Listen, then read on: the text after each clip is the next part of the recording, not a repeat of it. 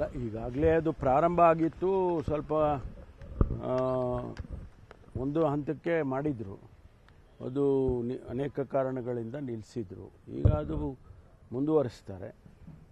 Technically it is possible ಅಂತೇಳಿ ಮುಖ್ಯಮಂತ್ರಿಗಳು ಗಡುವು ಕೊಟ್ಟಿದ್ದಾರೆ.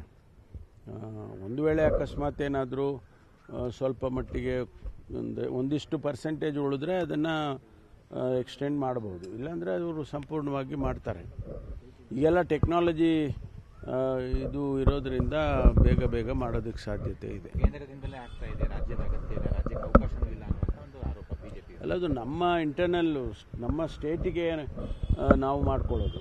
ಕೇಂದ್ರಕ್ಕೂ ರಾಜ್ಯಕ್ಕೂ ಒಂದು ಸಂಘರ್ಷ ಏನಿಲ್ಲ. ಅವರು ಮಾಡೋದು ಮಾಡ್ತಾರೆ. ನಾವು ರಾಜ್ಯದ ವತಿಯಿಂದ ನಮಗೇನು ಪ್ಯಾರಾಮೀಟರ್ಸ್ ಬೇಕು ಅನ್ನೋದ್ರ ಬಗ್ಗೆ ನಾವು ಮಾಡ್ಕೊಳ್ತೀವಿ.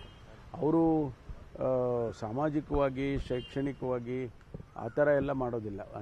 ಅಂಕಿಅಂಶಗಳು ಯಾರು ಎಷ್ಟು ಜನ ಇದ್ದಾರೆ ಅನ್ನೋದನ್ನು ಮಾಡ್ತಾರೆ ಅವರು. ನಾವು ಶೈಕ್ಷಣಿಕವಾಗಿ ಹಿಂದುಳಿದಿರೋದು ಅಥವಾ ಇನ್ನೂ ಬೇರೆ ಬೇರೆ ಪ್ಯಾರಾಮೀಟರ್ಸ್ಗಳನ್ನ ಕೊಡ್ತೇವೆ ನಾವು. ಒಳ ಮೀಸಲಾತಿ ಮಾದರಿಯಲ್ಲಿ ಇದು ಕೂಡ ಆಗುತ್ತೆ ಸರ್, ಅಂದರೆ ಟೆಕ್ನಾಲಜಿ ಆ್ಯಪ್ಗಳನ್ನು ಬಳಸ್ಕೊಂಡು ಅದೆಲ್ಲ ಮಾಡ್ತಾರೆ. ಅವರಿಗೆ ಎಲ್ಲ ಈಗ ಮೊದಲಿನಂಗಿಲ್ಲ. ಹಿಂದೆ ಎಲ್ಲ ಸೆನ್ಸಸ್ಗಳು ಮಾಡುವಾಗ ವರ್ಷಾನುಗಟ್ಟಲೆ ಮಾಡ್ತಿದ್ರಲ್ಲ, ಆ ಥರ ಇಲ್ಲ. ಈಗ ಬೇಗ ಮಾಡೋದಕ್ಕೆ ಸಾಧ್ಯತೆ ಇದೆ. ಅದನ್ನು ಉಪಯೋಗಿಸ್ಕೊಂಡು, ಟೆಕ್ನಾಲಜಿ ಉಪಯೋಗಿಸ್ಕೊಂಡು ಮಾಡ್ತಾರೆ. ಗೊತ್ತಿಲ್ಲ ನನಗೆ. ತಾವು ಮಾಧ್ಯಮದಲ್ಲಿ 2-3 ಸಾರಿ ಅದನ್ನು ಪ್ರಸ್ತಾಪ ಮಾಡಿದ್ದೀರಿ, ಅದನ್ನು ನೋಡಿದೆ. ಒಂದು ವೇಳೆ ಅವರೇನಾದರೂ ನನಗೆ ಅಫಿಷಿಯಲ್ ಆಗಿ ಬಂದಿಲ್ಲ, ಅನ್ಅಫಿಷಿಯಲ್ ಆಗಿ ನನಗೆ ಬಂದದ್ದೇನು ಅಂದರೆ ಅವರೇನೋ ಪತ್ರ ಕೊಟ್ಟಿದ್ದಾರೆ, ನನಗೆ ವೈಯಕ್ತಿಕವಾದ ಕಾರಣ ಇದೆ, ಅದರಿಂದ ನನಗೆ ಬೇಡ ಅಂತ ಏನೋ ಹೇಳಿದ್ದಾರೆ. ಅದನ್ನು ರೀಪ್ಲೇಸ್ ಮಾಡ್ತಾರೆ. ಒಂದು ವೇಳೆ ಆ ರೀತಿ ಇದ್ದರೆ ರೀಪ್ಲೇಸ್ ಮಾಡ್ತಾರೆ ಅವ್ರನ್ನ.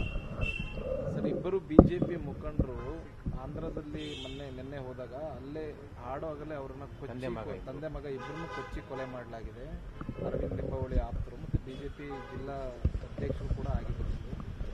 ಇದ್ರ ಬಗ್ಗೆ ಏನಾದರೂ ಇಲ್ಲ, ಅಲ್ಲಿ ತನಿಖೆ ಅವ್ರು ಮಾಡ್ತಾರೆ, ಆ ರಾಜ್ಯದವರು ತನಿಖೆ ಮಾಡ್ತಾರೆ. ಒಂದು ವೇಳೆ ಅವ್ರು ಇಲ್ಲಿಯವರಾಗಿದ್ದರಿಂದ ಫಾಲೋಔಟ್ ಇಲ್ಲಿಗೂ ಬರ್ತದಲ್ಲ, ಅವ್ರು ಇಲ್ಲಿನೂ ಬಂದು ಇನ್ವೆಸ್ಟಿಗೇಷನ್ ಮಾಡ್ಬೋದು. ಅಥವಾ ನಮ್ಮ ಪೊಲೀಸಿಗೆ ಹೇಳಿದ್ರೆ ಸಹಕಾರ ಮಾಡ್ತಾರೆ. ಅಂತಿಮವಾಗಿ ಯಾರು ಮಾಡಿದ್ದಾರೆ, ಯಾಕೆ ಮಾಡಿದ್ದಾರೆ ಅದನ್ನೆಲ್ಲ ಕಂಡುಹಿಡಿಬೇಕಲ್ಲ, ಅದನ್ನು ಮಾಡ್ತಾರೆ. ಅದನ್ನು ಮಾಡ್ತಾರೆ. ಏನು ಕಾರಣಗಳು ಇರ್ತಾವಲ್ಲ, ಏನಕ್ಕೆ ಕಾರಣ ಅಂತ ಗೊತ್ತಿಲ್ಲ, ಅದನ್ನೇ ಇನ್ವೆಸ್ಟಿಗೇಷನ್ ಮಾಡಿ ಅವರು ಅಲ್ಲಿಯವರು ಸ್ಥಳೀಯವಾಗಿ ಆ ರಾಜ್ಯದಲ್ಲಿ ಮಾಡಿರೋದ್ರಿಂದ ಆ ಪೊಲೀಸ್ನವರು ಮಾಡಬೇಕಾಗುತ್ತೆ. ಗೊತ್ತಿಲ್ಲ, ವರದಿ ಕೊಟ್ಟಿದ್ದಾರೆ.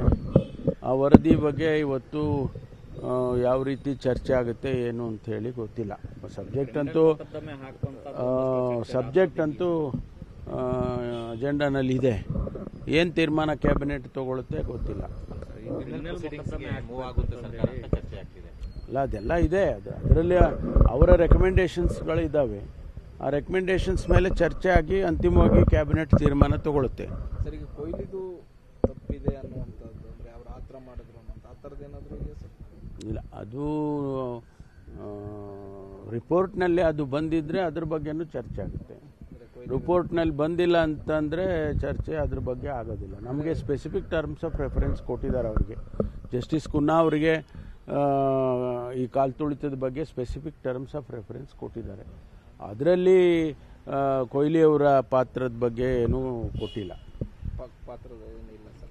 ಅಲ್ಲ, ನಾವು ಕೊಡುವಾಗಲೇ ಟರ್ಮ್ಸ್ ಆಫ್ ರೆಫರೆನ್ಸ್ ಕೊಡುವಾಗಲೇ ಅದನ್ನು ಆ ರೀತಿ ಸ್ಪೆಸಿಫಿಕ್ ಪರ್ಸನ್ಸ್ ಅಂತ ಇಲ್ಲ, ಯಾರ್ಯಾರು ಏನೆಲ್ಲ ಘಟನೆ ಒಳಗಡೆ ಏನೆಲ್ಲ ಆಗಿದೆ ಅನ್ನೋದನ್ನು ಕಂಡುಹಿಡಿಬೇಕಲ್ವಾ, ಅದಕ್ಕೆ ಕೊಟ್ಟಿದ್ದಾರೆ. GST ನೋಟಿಸು ಕೇಂದ್ರದಿಂದ ಕೊಟ್ಟಿದ್ದಾರೆ ಅನ್ನುವಂಥ ಸಮರ್ಥನೆ ಕಾಂಗ್ರೆಸ್ ನಾಯಕರು ಮಾಡ್ಕೊಳ್ತಾರೆ. ಸಿಎಂ ಆದಿಯಾಗಿ ನಿನ್ನೆ ಸಿದ್ದರಾಮಯ್ಯನವರೇ ನೋಟಿಸ್ನ ಯಾರೆಲ್ಲ ವಾಪಸ್ ತೆಗೆದುಕೊಳ್ತಾರೆ ರಿಲೀಫ್ ಕೊಟ್ಟಿದ್ದಾರೆ ಸರ್. ಇಲ್ಲ, ಅದ್ರ ಬಗ್ಗೆ ನನಗೆ ಹೆಚ್ಚು ಮಾಹಿತಿ ಇಲ್ಲ.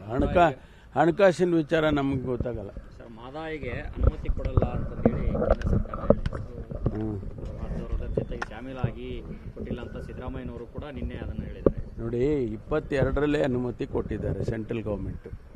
ಅನುಮತಿ ಅಂಥೇಳಿ ಕೊಟ್ಟು ತೀರ್ಮಾನ ಕೂಡ ಆಗಿತ್ತು.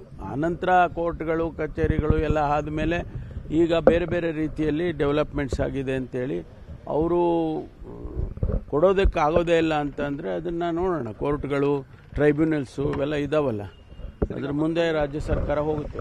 ಮತ್ತೊಮ್ಮೆ ಸಿದ್ದರಾಮಯ್ಯ ಅವರು ಮತ್ತೆ DCM ಅವರು ದೆಹಲಿ ಯಾತ್ರೆ ಮಾಡ್ತಾ ಇದ್ದಾರೆ. ಏನಾದರೂ ಔಟ್ಕಮ್ ಏನಾದ್ರು ಇದೆಯಾ ಸರ್? ಇಲ್ಲ, ಅವರು ಬ್ಯಾಕ್ವರ್ಡ್ ಕ್ಲಾಸ್ದು ಇಲ್ಲಿ ಒಂದು ಸಮಿತಿ ಮಾಡಿ ಇಲ್ಲಿ ಒಂದು ಸಭೆನೂ ಕೂಡ ಮಾಡಿದರು. ಅದರದ್ದು ಎಕ್ಸ್ಟೆಂಡೆಡ್ಡು ಸಭೆ ಅಲ್ಲಿ ಡೆಲ್ಲಿಯಲ್ಲೇ ಆಗುತ್ತೆ ಅಂತೇಳಿ ಕೇಳಿದ್ದೇನೆ. ಅದಕ್ಕೆ ಮುಖ್ಯಮಂತ್ರಿಗಳು ಉಪಮುಖ್ಯಮಂತ್ರಿಗಳು ಹೋಗ್ತಾ ಇದ್ದಾರೆ. ನಮಗೆಲ್ಲ ಆಹ್ವಾನ ಇಲ್ಲ, ಮಾತ್ರ ಅವರಿಗಷ್ಟೇ ಇದೆ, ಅವರು ಹೋಗ್ತಾರೆ. ಕನ್ನಡಿಗರ ಮೆಚ್ಚಿನ ನಿಮ್ಮ ನ್ಯೂಸ್ 18 ಕನ್ನಡ ಈಗ ವಾಟ್ಸ್ಆಪ್ನಲ್ಲಿಯೂ ಲಭ್ಯ. ಕರ್ನಾಟಕ ಮತ್ತು ದೇಶ ವಿದೇಶದ 360 ಡಿಗ್ರಿ ಸುದ್ದಿ ವಿವರವನ್ನ ನೀವು ನಿಮ್ಮ ಕೈ ಬೆರಳುಗಳಲ್ಲಿಯೇ ಪಡೆಯೋದಿಕ್ಕೆ ಈ QR ಕೋಡ್ ಅನ್ನು ಸ್ಕ್ಯಾನ್ ಮಾಡಿ.